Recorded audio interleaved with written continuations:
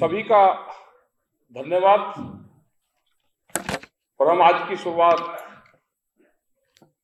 जय भीम से करना चाहेंगे। जय भीम, जय भारत, सत श्री अकाल, ये नारे हमेशा गूंजते रहे। और जिस जमीन पे हम आए, ये बहुत से विचारधाराओं की धरती है। ये नागपुर, यहां से ही बाबा साहब ने एक वैचारिक परिवर्तन किया। और ये भूमि इसलिए भी महत्वपूर्ण है कि बाबा साहब पूरी दुनिया में गए, बहुत से देशों में पढ़ाई की, वहां के संविधान देखे और भारत का संविधान लिखने में अहम भूमिका निभाई। लेकिन कुछ गलत विचारधाराओं के लोग जो देश के संविधान को नहीं मानते थे, वो समानता का अधिकार नहीं देना चाहते थे, बाबा साहब को भी अपना एक अलग से जो परिवर्तन की भूमि है, यहां से एक परिवर्तन करना पड़ा। और उन्होंने कहा कि हमको समानता का अधिकार जहां मिलेगा, हम ऐसा धर्म को अख्तियार करेंगे। क्योंकि उनको पता था, उनको जानकारी थी कि हिंदुस्तान ये कृषि और ऋषियों की भूमि है। यहाँ पे धार्मिक भावनाएं हमेशा जागृत रहेगी। और अपने समाज के लिए उन्होंने जो काम किया, उसके उत्थान के लिए जो काम किया, हमेशा उनको याद करते रहेंगे। एक शब्द आता है कि पिछड़े, दलित। दलित कोई जातियां नहीं है। दलित कौन लोग थे? हम सब दलित हैं। गांव में रहने वाला हर आदमी दलित है। खेत में हल चलाने वाला, जिसके हाथ मिट्टी से सने हैं, जिसके पैरों में जूती नहीं है, जो मिट्टी में काम करता है, जो नहाने से पहले अपने खेत में काम करता है, वो सब दलित है। उसकी कोई जाति नहीं है। आप जाओ, नागपुर के अंदर हैं, वो कितने भी उच्च जाति का आदमी है, अपने खेत में हल चला के खेत की मिट्टी उसके पैरों में, हाथ में लगी हुई, और वे मल्ले कपड़े पहन के आप जाओ किसी 5 स्टार होटल में, आपको कोई घुसने देगा, आप कितनी भी बड़ी जाति के हो। तो जो मजदूर हैं, जो खेत में काम करता है, जो गांव में रहता है, वो दलित है। इसकी कोई दूसरी परिभाषा नहीं है। उन्होंने काम किया, एजुकेशन पे काम किया, उन्होंने पढ़ाई पे काम किया और समाज के लिए करा। कोई संविधान बना, कोई दलितों के लिए नहीं बना संविधान। संविधान देश के लिए बना। और जिस तरह की आज की सरकारें हैं, वे उस विचारधारा को मानती ही नहीं। बहुत खतरनाक सरकार आज की आई है। अब जो मौजूदा हालात है, वे देश के ना संविधान को मानते, ना देश के वे कानून को मानते। उनको सत्ता चाहिए, सत्ता, और वो किसी भी कीमत पे अगर आ गई तो उसको छोड़ना नहीं चाहते। बहुत लोग हमसे क्वेश्चन करते हैं कि दिल्ली में इतना बड़ा आंदोलन चला और उसके बाद में उत्तर प्रदेश में क्या हुआ? आज भी जो प्रेस के लोग थे, उनका बड़ा क्वेश्चन था। जो भी हमसे मिलने यहां पे आए तो उसका एक बड़ा क्वेश्चन था ये। लेकिन हालात क्या है? आपकी महाराष्ट्र के अंदर चुनी हुई सरकार थी, आपने सरकार बना के दी, सरकार अपना काम कर रही थी। हम कोई विचारधारक नहीं इसके कि उनके विचारधारक थे, लेकिन जो हुआ वो सब ने देखा। चुनी हुई सरकार को कैसे तोड़ा गया वो सब ने देखा। मध्य प्रदेश के अंदर भी यही हुआ, उत्तर प्रदेश के अंदर भी यही हुआ कि जो लोग 30,000 से जीते हुए लोग थे उनको कहा कि आप जाओ, जो अपनी गिनती पे थे जो वहां पे, कि आप जाओ, ऊपर से आदेश है और ये कहा है कि आज इनको सुरक्षित घर तक पहुंचा दो, आपके और आपके परिवार के लिए ठीक नहीं है। तो कितनी बड़ी दहशत है। क्या तलवारों के बल पे राज करना चाहते हैं ये? 30,000 से जीते हुए कैंडिडेट को गिनती से हटाकर घर भेज दिया और पुलिस की कस्टडी में कि आप पे हमला हो सकता है, और वो लोग छोड़कर चले गए और दूसरे कैंडिडेट को 2,000 वोटों से जिता दिया। हम तो नॉन पॉलिटिकल लोग हैं, हम किसी के साथ नहीं है, नॉन पॉलिटिकल है, लेकिन हम आगाह करते रहे कि जिसको चुनाव लड़ना है, जिसको गिनती पे जाना है, एक विधानसभा पे 100 ट्रैक्टर और 1,000 आदमी अगर आपके पास में होंगे तो गिनती हो जाएगी, नहीं तो हारोगे। और अगर फिर भी ना समझे भाई, हम कोई उनके एडवाइजर तो है नहीं, क्योंकि हमको ये लगता है कि देश में अगर विपक्ष कमजोर होगा, जो पार्लियामेंट और विधानसभाओं में आवाज उठावेगा, तो देश के लिए घातक होगा। और जब जब भी जिस कंट्री में, जिस देश में विपक्ष कमजोर होगा तो वहां पर तानाशाहों का जन्म होगा, और देश में तानाशाहों ने जन्म ले लिया है। हमने देखा उत्तर प्रदेश के अंदर जिन लोगों को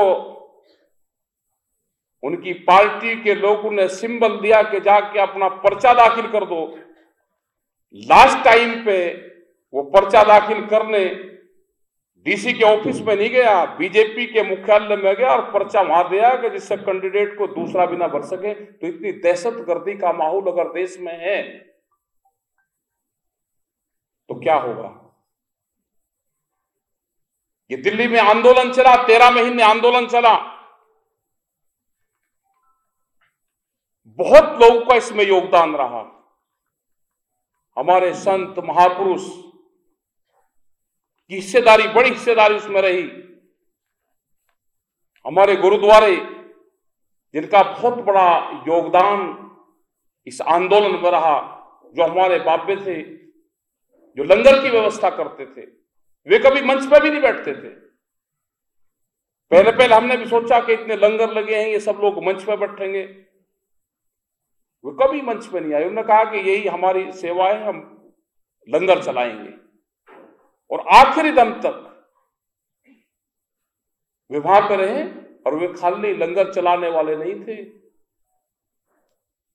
जिस टाइम पे 28 तारीख की रात को उसको हटाना चाहती थी सरकार, जब उसने 7 मोर्चे हटाए और 8वां मोर्चा गाजीपुर वाला था, क्योंकि उससे पहले वे 7 मोर्चे हटा चुके थे। तो जो लंगर चलाने वाले लोग थे, जो बाबा थे, हमने उनको कहा आप यहां से आप जा सकते हो, आप जाओ यहां से, उनको 4 बजे के आसपास। और जो लोग भी यहां से जाना चाहते हो चले जाएं, क्योंकि 7 और 8 बजे के बाद में झगड़े शुरू होंगे। अभी आपके पास में 3, 4, 5 और 6 घंटे हैं। 27 तारीख को भी लोग गए, 28 तारीख को भी लोग गए, और ये लगा कि ये जो सरकारें हैं ये षड्यंत्रकारी है। इस देश का होगा क्या? यहां ना लोकतंत्र की गरिमा है, ना कोर्ट की है, ना कचहरियों की है। जिसके हाथ में सत्ता आ गई, जैसे पहले पढ़ते थे, वो मंजर वहां पे था। बहुत लोग को भेजा और कुल 148 लोग बाद में वहां पर रहे थे। तो जिन महात्माओं को, जिन संतों को जो हमारे बाबा थे वे भी वहां पर मौजूद थे। उन्होंने कहा कि जहां हम 13 महीने रहे, अब घर जाके क्या करेंगे, क्योंकि हमारा था, क्योंकि 1 महीना पहले हमको पता चल गया था कि जब ये आंदोलन हटेगा तो इस आंदोलन में 1000 से 1500 लोग मारे जाएंगे। ये अधिकारियों की रिपोर्ट थी, उन्होंने बताया था हमको, और वो दिन उस दिन आया था। लेकिन वहां पे वो लड़ाई लड़ी गई, सबके सामने लड़ी गई, पूरे देश और पूरी दुनिया ने वो देखी। वो जो मुकाबला हुआ, 148 लोग, 3000 की फोर्स, 1000 लुटेरे और 300 लोग हमला करने वाले, उनके बीच में 148 लोग। और हमने कहा कि ये जो 2 किलोमीटर का क्षेत्र है, शहीदी दिवस हमारा इसी में ही होगा, हम यहीं पे इस कैंपस से बाहर नहीं जाएंगे, ना हम ये मोर्चा छोड़ देंगे, ना हम जाएंगे। ये षड्यंत्रकारी हैं ये लोग। हम करीब 4 लाख से ज्यादा ट्रैक्टर लेकर दिल्ली में गए। वे ट्रैक्टर वे थे जो भारत सरकार ने 10 साल की पाबंदी लगा के उनको बंद कर दिया। कोई हमारा मकसद नहीं था कि हम ट्रैक्टर लेकर जाए, लेकिन हमने कहा कि जो पॉलिसी आपने बनाई, क्या कोई ट्रैक्टर 10 साल में कोई बदल सकता है? 10 साल में कुछ नहीं ट्रैक्टर का बिगड़ता। हमने कहा कि दिल्ली की चमचमाती सड़कों पे वो ट्रैक्टर हमारे चलेंगे, और 26 तारीख को हम भी झंडा फहराएंगे। हमारे लोग भी देश की आजादी का जश्न है वो मनाएंगे। और हमको अंदाजा नहीं था, हमको था कि 10-15 हजार 20,000 ट्रैक्टर आ जाएंगे। लेकिन लास्ट तक ये आ कि जब 22, 23 और 24 तारीख होगी, पंजाब और पूरे कई स्टेटों से लोग ट्रकों में भर भर कर ट्रैक्टर, तो हमारी भी वो होगी कि इसमें होगा क्या। और 4 लाख से ज्यादा ट्रैक्टर दिल्ली की सड़कों पर चारों तरफ उन्होंने लगा दी। प्रशासन को कहा कि आप इसकी परमिशन अंदर से हमको रूट आप दे दो, हम डिसाइड इसको कर लेंगे। इधर के बोर्ड ट्रैक्टर इधर से निकालते हुए 10, 15, 20, 25 किलोमीटर दिल्ली के अंदर को चले जाएंगे और लोग अपने गांव वापसी चले जाएंगे। लेकिन वे तो षड्यंत्रकारी है, क्योंकि ये जो धरती है यहाँ पे नागपुर में है, ये बैठ के पूरा प्रोग्राम यहाँ पे बनाते हैं। ये विचारधारा यहां से जाती है पूरे प्रेस के लोगों को। पूरे प्रेस के लोगों को क्या उनको बूझना है, वो यहां से जारी होता है, इसी नागपुर की धरती से जारी होता है कि प्रेस के लोगों को क्वेश्चन क्या बूझना है। उन्होंने जो रास्ते हमको दिल्ली में दिए और 25 तारीख की रात तक वो बहकाते रहे, नक्शा बनाते रहे, देते रहे, और बनाकर हमने जब सुबह ही चले तो जोन से रास्ते हमको दिए, उसी रास्ते पे बैरिकेटिंग। मगर भाई ये कर क्या रहे कि ना यहाँ भी ऐसे चल जाओ तो रॉन्ग साइड से करे। वहां पर महिलाएं पुलिस लगा रखी। महिला पुलिस का मतलब ये है कि इनके साथ में अगर बदतमीजी करें, कहें देखो जी महिलाओं के साथ में कर रहे हैं। और जो दिल्ली जाने के रास्ते थे वे खुले छोड़ रखे, और लाल किले का रास्ता बता रहे, लाल किले पे जाओ, लाल किले पे जाओ। भाई लाल किले पे अगर किसान को जाना होता तो पार्लियामेंट पे जाता। किसानों के साथ में पूरा षड्यंत्र रचा, और फिर वो दिखाएगा कि इसने झंडे का अपमान किया। हम तो 4, 5, 6 लाख झंडे तिरंगे वैसे ही लेकर गए थे। देश, वहां की दिल्ली की जनता फूल से वर्षा कर रही थी। लेकिन ये तो षड्यंत्रकारी थे नहीं कि झंडे में इनको कह के तिरंगे का वो कर कर इनको बदनाम करो। क्योंकि तो पहले से ही कह रहे थे कि जी जो सिख समाज के लोग आ रहे हैं ये तो खालिस्तानी है, एक माहौल खराब करने का काम करेगा। और 28 तारीख को पूरा दिन से वही कहना शुरू कर दिया। फिर देखो जी तिरंगा झंडे का अपमान करा, देखो जी अपमान, क्योंकि मीडिया सब इन्हीं का ही है। लेकिन देश की जनता इनकी बात को समझ गई, इनके साथ में कोई नहीं है। आंदोलन का रास्ता लोगों को करना पड़ेगा, आंदोलन छोड़ना नहीं। बगैर आंदोलन के कुछ नहीं होगा। जो हमारे साथ में अभी भी लोग हैं जो व्यापार करते हैं, वे सब इस आंदोलन को छोड़ के बहुत से लोग चले जाएंगे। वो उस बीजेपी की विचारधारा से शामिल होकर या तो बीजेपी ज्वाइनिंग कर लेंगे या सरकारी संगठन बनाए किसानों के, उसको ज्वाइनिंग कर लेंगे। जिसको ये लगा कि मैं उसका झंडा नहीं लगा सकता तो सरकारी संगठन बनाए हमने किसानों के, उसमें ज्वाइनिंग कर लेंगे। इनके पास में एक आदमी की लिस्ट है। जो आरएसएस के लोग हैं वे जब भाई जी करके गांव में जाते हैं किसी के भी घर पे और बहुत प्यार से बात करते हैं, उनसे पूछते हैं कि आपके भाई कहाँ रह रहे जी? एक नागपुर में रह रहे, उनका 100 एकड़ का फार्म है। अच्छा, बहुत अच्छा जी, नागपुर में हमारा मुख्यालय, उसका नंबर दे दो जी। उसका नंबर लिखेंगे, 100 एकड़ का फार्म जिसका है उसका नाम लिखेंगे और यहाँ पे बता देंगे जी एक वो है आंदोलन में उसका भाई जा रहा था और यहाँ पे उनका 100 एकड़ का फार्म है, जरा उसको देख लेना। हर चीज की रिपोर्टिंग करते हैं। इनसे खतरनाक आज भी नहीं कोई भी। ये देश में अपने यहां पर जो ट्रेनिंग सेंटर है ये यहां पर नकली मुसलमान बना रहे हैं। नकली, ये यहां पर नकली हिंदू बना रहे हैं, ये यहां पर नकली सिख बना दिए। और दरबार साहब की कमेटी जो सबसे धार्मिक गुरुद्वारा हमारा है उसकी कमेटी में शामिल करवा दिया नकली सिख बना के। यहां से ट्रेनिंग देके उनको भेज दिया, वे नकली सिख बनाए और हमारे संस्थाओं के खिलाफ, सिखिज्म के खिलाफ नकली किताब छाप दी, कोर्सों में शामिल करवा दी। इनका मकसद है कि आने वाले 50-100 साल में हम पूरे देश का जो इतिहास है उसको बदल देंगे। और नहीं इनका मकसद है इस देश की विचारधाराओं को बदलना। ये उसमें लगे हुए हैं। और जो यहां पे हमने कुछ लोगों से बात करी, उन्होंने ट्रेनिंग ले रखी यहां की। हमको पता चला कि एक परिवार है उसने ट्रेनिंग ले ली। हम उसके घर गए, हमने देख लिया कि यही लड़का है।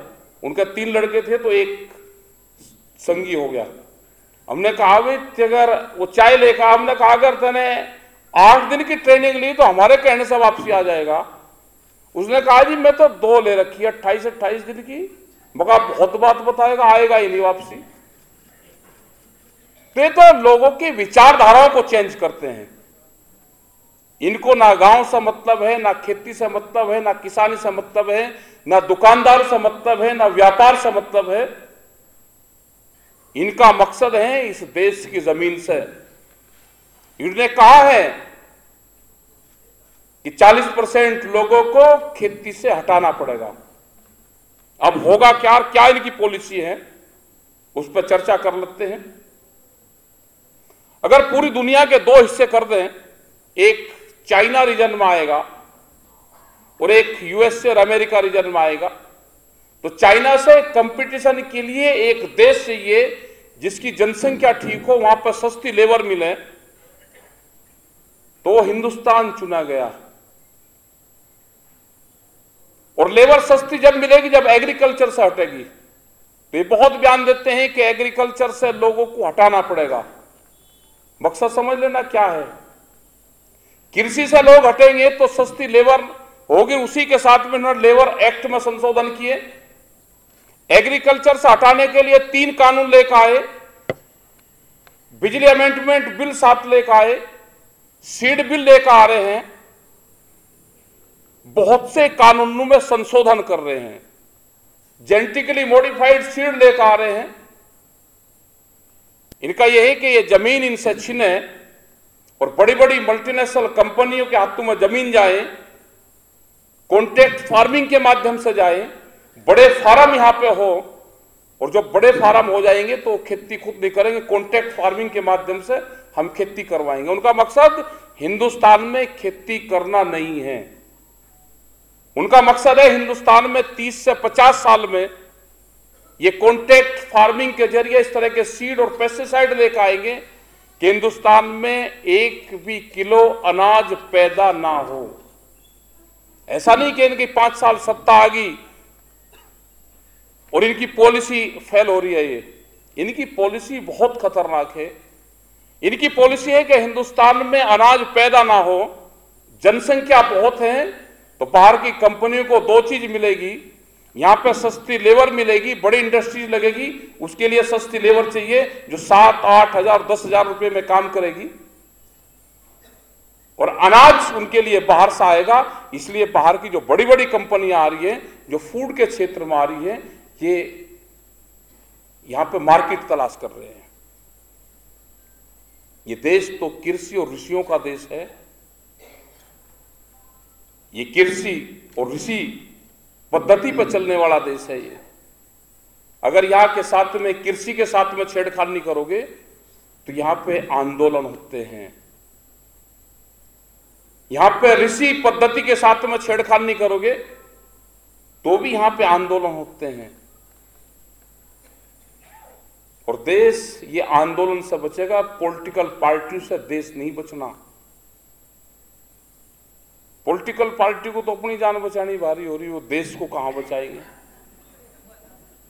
और इस देश को जैसे आजादी में के टाइम पे 90 वर्ष देश में संघर्ष हुए, 90 वर्ष बाद में आजादी मिली, तो अभी भी ये जो किसानों की आजादी है, गांव की आजादी है, गरीब की आजादी है, मजदूर आदिवासी, इसकी जो आजादी है, इसके लिए संघर्ष करना पड़ेगा। आप लोग अपना तैयार रहें। जैसे ये क्षेत्र विदर्भ के क्षेत्र में हम आए, सबसे ज्यादा आत्महत्याएं यहां पर हो रही। आत्महत्या इसलिए होती है कि फसलों के दाम नहीं मिलते। 1967 में 1 क्विंटल गेहूं हम बेचते थे तो 76 रुपए पर क्विंटल रेट भारत सरकार का था। एक कर्मचारी की सैलरी 70 रुपए थी तो 1 महीने की सैलरी में 1 क्विंटल वो कनक नहीं खरीद सकता था। सोने का भाव 200 रुपए तोला था तो 2.5 क्विंटल गेहूं में, 3 क्विंटल गेहूं में 1 तोला सोना खरीद सकता था। भट्टे की जॉब वाली जो ब्रिक्स आती है जिससे मकान बनाते थे, 1 क्विंटल गेहूं बेचकर 2,500 आती थी, 30,000 रुपए का रेट था। तो उस टाइम पे एग्रीकल्चर में जो उत्पादन होता था उसकी कीमतें थी, मार्केट नीचे था और फसलों के रेट ऊपर थे। धीरे धीरे व्यवस्था बदली, आज गेहूं का रेट 2,000 रुपए, सरकार का रेट है 2,100 रुपए, बिकता 1,400 और 1,500 रुपया में है। धान का 2,000 रुपए के करीब है। बिहार में पूरा मंडी सेक्टर खत्म करा, पूरा पूर्वांचल जहां पे धान का उत्पादन होता है, पूरा उड़ीसा, इसमें 800 से 1,200 रुपए क्विंटल का रेट है। एमएसपी से आधे रेट पे बिकता है। आज हम कह रहे कि हमको एमएसपी गारंटी कानून दे दो। हमने तो कानून मांगा है। कोई भी बातचीत करने पे एमएसपी पे तैयार नहीं है। हमने ये नहीं कहा कि सरकार उसकी पूरी खरीद करेगी। हमने कहा कि आप कानून बनाओ, उसमें प्रावधान बनाओ, करो, उसमें क्लॉजेस डाल लो कि जिसको भी खाद्यान्न सामान पे व्यापार करना है वो भारत सरकार के जो रेट है उसके कम पे खरीद नहीं करेगा। किसी व्यापारी को अगर खरीदने में नुकसान है तो क्यों खरीद रहे हो, मत खरीद रहे हैं। जब उसको लाभ होगा जब खरीद लेगा। लेकिन ये अपने व्यापारियों को फायदा देना चाहते हैं। पूरे जो एफसीआई के गोदाम है वो सब अडानी को दे दिए। जितना देश का कारोबार है सब अडानी को दे रहे। ये चाहते हैं कि जैसे ब्राजील के अंदर 280 आदमी के पास में वहां की 80% जमीन है, ऐसे ही 5-10 लोगों के पास में यहां की पूरी प्रॉपर्टी, पूरा कारोबार, पूरे उद्योग धंधे उन्हीं के पास में चले जाएं। और जो हमारे छोटे छोटे उद्योगपति हैं उनको उन्हीं से लेना पड़े। वे सिर्फ इतना रहें कि वे जिंदा रहें, ये उनके भी हकीसी नहीं है। वे सिर्फ जिंदा रहें, काम करें, दाल रोटी चलती रहे। खेती भी इन्हीं के पास में जाएगी, इंडस्ट्रीज भी इन्हीं के पास में जाएगी, रोड बन रही है, वे हाईवे के ठेके भी इन्हीं के पास में जाएंगे। बहुत बुरी स्थिति देश की हो रही। इसमें सभी लोगों को तैयारी के साथ में आंदोलन का रास्ता चुनना पड़ेगा। आंदोलन जैसे दिल्ली में चला, वो एक जगह का आंदोलन नहीं था, वो हिंदुस्तान की विचारधारा से जुड़ा हुआ आंदोलन था। वर्धा में जैसे बताया कि वर्धा में इतने दिन आंदोलन चला, हमको जानकारी उसकी थी। इसी तरह के बहुत आंदोलन उस टाइम पे देश के अलग अलग हिस्सों में चले हुए थे। वो दिल्ली के आसपास करीब 500 किलोमीटर के क्षेत्र में बहुत आंदोलन थे। कर्नाटक हम गए तो वहां पे लोगों ने बताया कि हम यहां पे आंदोलन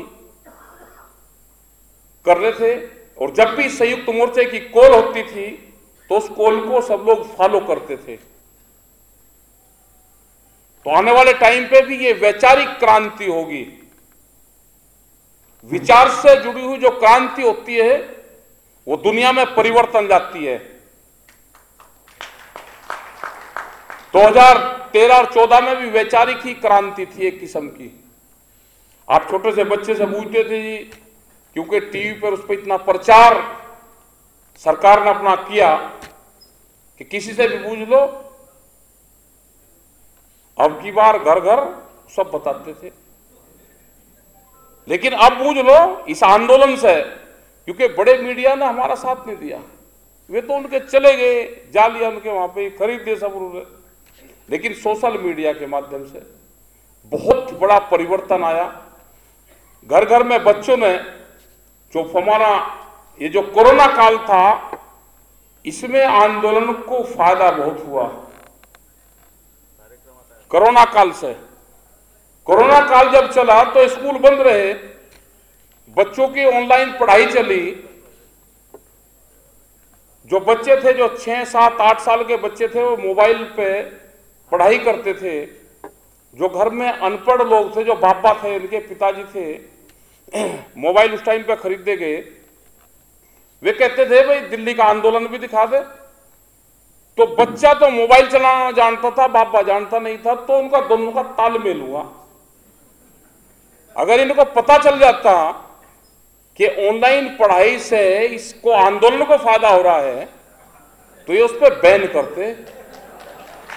आज आप गांव में कहीं पे भी जाओ तो 7, 8 साल का, 6 साल से 10 साल का बच्चा है, वो सब जानता है आंदोलन को। एक बार ऐसे ही बोलता है वो, और तुरंत वो वीडियो निकल कर आती है, क्योंकि लाखों आंदोलन की वीडियो पड़ी। इस आंदोलन का कोई लीडर भी नहीं था।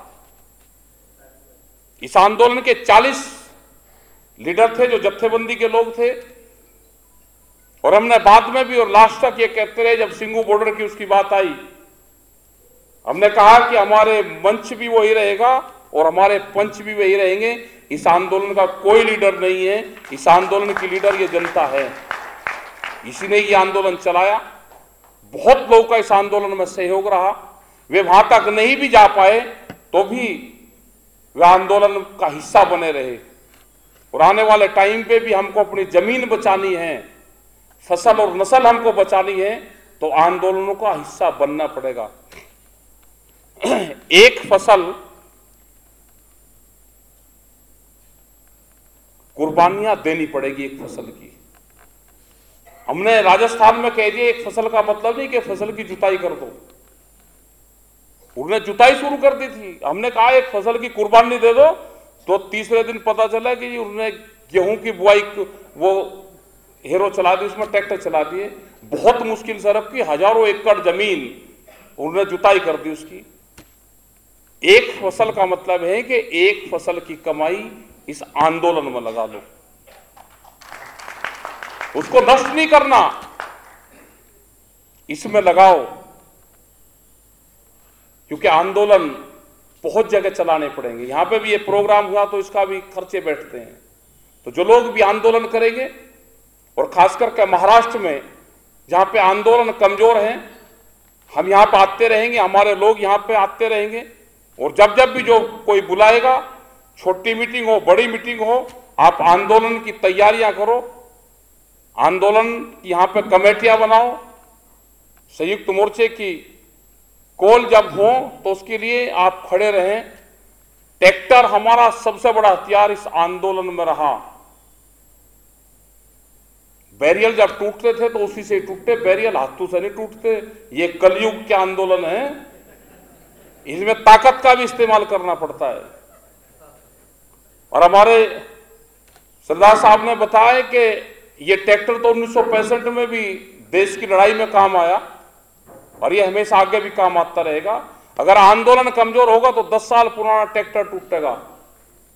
जो लोग खेती किसानी करते हैं वो कानून आ गया एनसीआर, और जो बड़े शहर हैं उसमें वो ट्रैक्टर भी जो डीजल वाहन है उसमें उन्होंने शामिल कर दिया कि इसको हटाया जाए।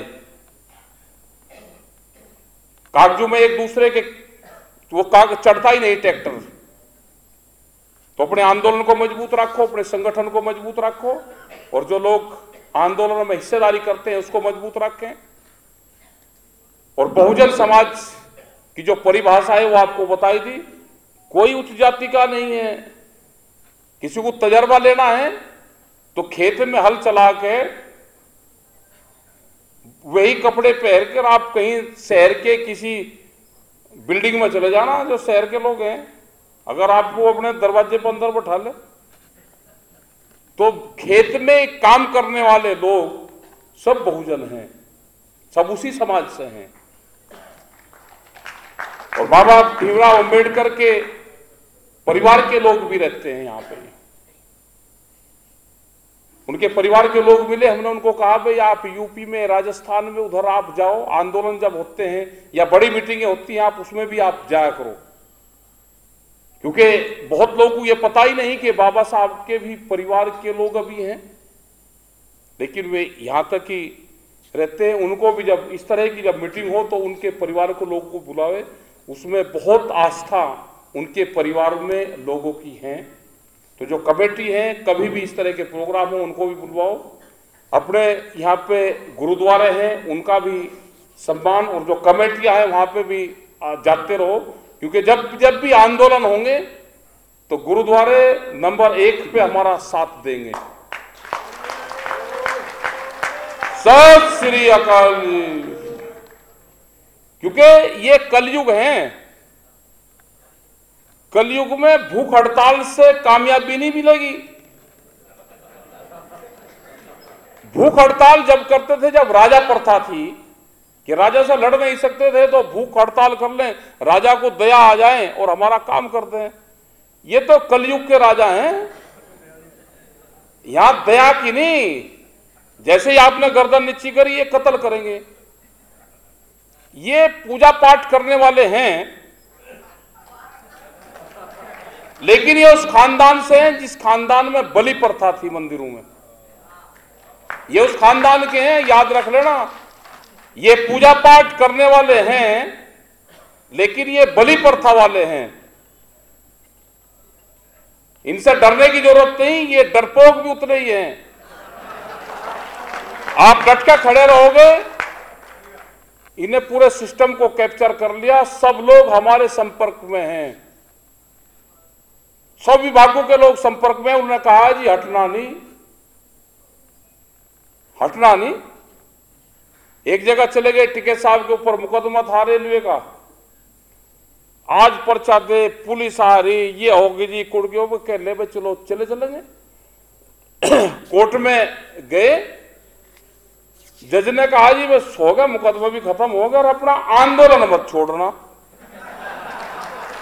टिकैत साहब कह लगे भाई ये मामला पहले ही देखा, भाई आंदोलन ना छोड़े तो आपने बुलाए क्यों? कह ले जी वो काम मेरा है, और जो काम आपका है उसे छोड़ना नहीं, आंदोलन छोड़ना नहीं, आंदोलन करते रहो। तो भाई ये तो है कि जिसका जो काम है वो कर रहे, घबराने की जरूरत नहीं। जब जरूरत होगी तो सारी संस्थाएं आपके साथ में खड़ी मिलेगी। अगर ये छेड़खानी 28 तारीख में करते तो इनको भुगतना पड़ता। सब देश का जवान और किसान सब वहां से ही जाता है। अभी भी पत्रकार एक न्यायिक भाषा का इस्तेमाल हुआ आज, तो क्योंकि नागपुर की धरती है तो भाई नया क्वेश्चन तो जरूर आएगा। उन्होंने कहा जी माओवादियों ने चिट्ठी लिखी आपको, मगर 1 साल बाद पता चला भाई हमारी इंटेलिजेंस है ये है, वो कहाँ गई थी, उनको पकड़ो। अब मगर चिट्ठी हमें भी दिखा दो भाई कहाँ है, किस तरह की चिट्ठी की, आपका समर्थन करा उन्होंने। अब कोई समर्थन कर रहा चिट्ठी के जरिए, बताओ उसका क्या कर ले भाई उसको पकड़ लो।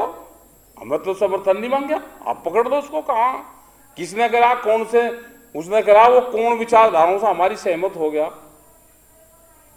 तो इस तरह के क्वेश्चन करते हैं, लेकिन हम इनका सबका जवाब देते हैं। हमने कभी किसी प्रेस वाले को ये नहीं कहा कि ये क्वेश्चन पूछना और ये ना पूछना। हमने जो जिसने पूछा उसके सबके जवाब दिए। इनकी मजबूरी है, क्योंकि एक बार एक ही घंटे में 7-8 चैनल पर अलग अलग प्रोग्राम रहे। उन्हें एक क्वेश्चन, वही क्वेश्चन सबने पूछा, मगर भाई मरज क्या है, ये 5 क्वेश्चन पूछ रहे और ये भी पूछ रहे, ये लिखत पढ़त में कहीं से आ जरूर रहे।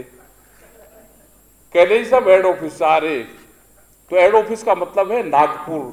सब चीजें यहां से जाते हैं, रिटायर जज बैठा रखे हैं यहीं, क्या फैसला होना है सब यहां से ही जाते हैं, क्योंकि उनके खिलाफ नहीं बोल सकते, इस तरह की व्यवस्था है। तो सब इन्होंने कैप्चर कर लिया, कैप्चर बंधन में है सब लोग।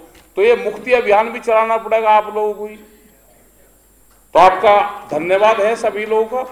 और जो आंदोलन यहाँ पे चल रहे, बिजली वालों का आंदोलन चल रहा है कि बिजली प्राइवेट हो रही, तो उसका भी हम समर्थन करते हैं। बिजली के कर्मचारी सब हमारे साथ में हैं और हम उनका हमेशा, उत्तर प्रदेश में उनके खिलाफ आंदोलन करते हैं हम, लेकिन जब बिजली प्राइवेट की बात आती है तो हम उनका समर्थन करते हैं। दूसरा, जो भी छोटे राज्य की जो डिमांड है, विदर्भ की जो डिमांड है, यह होनी चाहिए, अलग से इसका बजट हो, छोटा स्टेट बने। और जो एक डिमांड जो कर रहे हैं ठीक है, और ये बहुत पुरानी डिमांड यहाँ की है, उसको भी आप आगे लेके उसको चलें।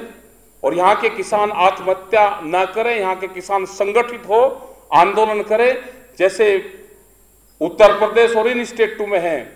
क्योंकि वहां पे आंदोलन मजबूत है, तो किसी किसान पे कर्जा है तो उसकी जमीन नीलाम नहीं हो सकती, क्योंकि सब लोग वहां चले जाते हैं और अधिकारी को टाइट करते हैं, किसी की जमीन नीलाम नहीं होगी। तो कोई जमीन नीलाम नहीं होती, अगर होती है तो हम वहां पर जाते हैं, पूरी कैंसिल होगी और उस जमीन पे कब्जा नहीं देते। 93 में एक जमीन नीलाम हुई थी, आज तक उस जमीन पे बोर्ड गार्ड रखा है और वह 6 बार जमीन आगे बिक गई, लेकिन कब्जा उसी किसान का है। तो आप लोग संगठित रहे, आंदोलनरत रहे। हमारे मंचों पर 2 चीजों पर बैन रहता है, एक तो जातियों पे कटाक्ष नहीं करते, किसी के पक्ष और कटाक्ष की बात नहीं करते। दूसरा, पॉलिटिशियन पे किसी का समर्थन और वो नहीं करते। 2 चीजों पे हमेशा बैन रखते हैं, लेकिन आगाह करते रहते हैं कि पॉलिटिक्स में हो क्या रहा। हमारे भी लोग हैं यहाँ पे, इसी में ही यही कैंप में, जैसे उन्होंने अपने लोग घुसा रखे हैं, ऐसे ही हमने भी घुसा रखे हैं अपने, हमारे भी पक्के हैं। तो आपका धन्यवाद। और ये एमएसपी की लड़ाई, स्वामीनाथन कमेटी की जो लड़ाई है, वो देश भर में जारी रहेगी। मजदूरों का हक उसका मिल है, ये किसान, मजदूर, आदिवासी का जो संघर्ष है ये जारी रहेगा। और सबसे मजबूत अगर आज का संगठन देखना हो तो आदिवासियों का संगठन देखो। नेतरहाट में, झारखंड में हम गए, उनका जमीन का एक आंदोलन चल रहा, मिलिट्री से चल रहा है उनका आंदोलन। मिलिट्री की गाड़ियों के आगे लेट जाएंगे, उनका अगर लाठियां चलेगी, गाड़ी की टक्कर लगेगी, जिसके चोट लग जाएगी वो पीछे हट जाएगा, दूसरे लोग सामने आ जाएंगे, कोई हाथ नहीं उठाते। और 8-8 और 10-10 दिन जंगलों में लोग रहते हैं, उनके बीच में हम रहे। तो अगर सबसे बढ़िया आंदोलन अगर चल रहा है तो आदिवासियों का आंदोलन है। तो हम पूरा समर्थन हमारा उनके साथ में भी है और यहाँ के साथ में भी है। यहाँ की पूरी जो कमेटी है उसका बार बार धन्यवाद करते हैं कि बुलाए और सभी लोगों को बुलवाए, उनका धन्यवाद हम करते हैं। जय हिंद, जय भारत, जय महाराष्ट्र।